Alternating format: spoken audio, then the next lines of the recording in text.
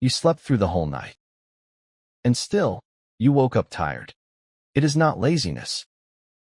To understand the tiredness, you have to leave the bedroom and travel back a very long way. For almost all of human history, energy was the rarest thing you owned. Your body was never built to be busy. It was built to survive, and survival meant saving. Every calorie was hunted, gathered, or simply gone without. There were no stores, no certain next meal, no promise that tomorrow would feed you. Hunger was the normal weather of a life, not a rare passing storm. So your body learned a single ruthless rule. Never spend what you do not have to. Every heartbeat and every breath was spent from a purse that was never quite full. The animal that wasted its energy did not survive the winter. Fat on the body was not shame. It was a stored summer, carried carefully into the winter. The one that saved it, quietly and carefully, is the one that became you. Think of what your ancestors actually did with a day. They moved when they had to, and they rested every single moment they could. Stillness was not laziness. Stillness was strategy. A single long march could cost more than a whole day of food would ever return. A resting body was a body saving itself for the one moment that would matter. Muscle is costly to keep, so the body builds only what it must and sheds what it does not use. The hunt, the escape, the long walk to new ground. But between those moments, the wise thing, the surviving thing, was to do nothing at all. The deep pull towards stillness was never a flaw in you. It was the whole design. Your body still believes this. It still guards its energy like treasure it may never see again. And the resting had a shape, a rhythm set by the world itself. When the light left, the work stopped. There was little to do in the dark but wait for morning. Winter slowed everything down. Less food, less light, and far less doing. When the dark came, the body sank gratefully down into it. The body sank into a lower gear, and no creature called it broken. Even the trees understood. They dropped their leaves and simply waited. Rest was not stolen from the work. Rest was woven into the year itself. You were built to rise and fall with the light and the cold and the turning season. Work and rest took turns, the way the sun and the season took turns. But rest has an enemy, and it is a very old one. When danger came, the body had a switch. A sudden flood of readiness that turned the tiredness off in an instant. For that one moment, you were not tired at all. The body had thrown open its emergency reserve. Your heart raced, your muscles woke, and the fatigue simply vanished. You could run or fight and count the cost later. This was meant to be rare. A short burst, and then, once the threat had passed, a long, slow return to calm. Then the calm returned, and the tiredness returned with it, honest and earned. The alarm was never meant to ring all day long. It was saved for the rare, true danger. The rest of the time, the body rested easy. For your ancestors, it almost never rang. Danger was sharp and short, and then it was over. Now look at the world your ancient body is asked to rest in.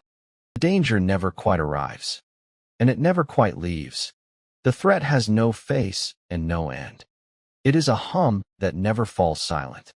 There is no lion at the door. There are 100 small alarms instead. A message, a deadline, a bill, a screen that glows at every hour of the night. The switch that was built for one moment of danger is now held down all day long. Your body pours out its emergency fuel, hour after hour, for threats it can never run from or fight. You are not fleeing a lion anymore. You are fleeing a feeling that will not leave. And a body that is always a little bit alarmed is a body that is always deeply tired. This is the tiredness that sleep will not cure. Not a body low on rest, but a body high on alarm. We did something else, too. We erased the very rhythm that rest depended on. The dark used to end the day. Now 1,000 little suns keep it burning without pause. There is no winter inside a lit room. No signal to slow, no season to yield to. Winter used to slow us down. Now every month asks the same of us, whatever the light is doing. There is no low season anymore. No woven-in rest. only a flat and endless and even demand. We ask the body to run at one steady speed forever with no lower gear at all. So the body never gets the signal it is waiting for. The one that says, now, finally, you may let go. So it runs on, past dusk, past midnight, waiting for a dark that we never let fall. The permission to rest, the kind the seasons use to grant, simply never arrives. Here is the part worth sitting with. The tiredness is not the malfunction. The tiredness is the message. It is your oldest self, gently pulling at your sleeve. It is saying what it has always said. You are spending far more than you are taking in. It is not the enemy of your day. It is the accountant of your body, quietly closing the books. Slow down. Save something.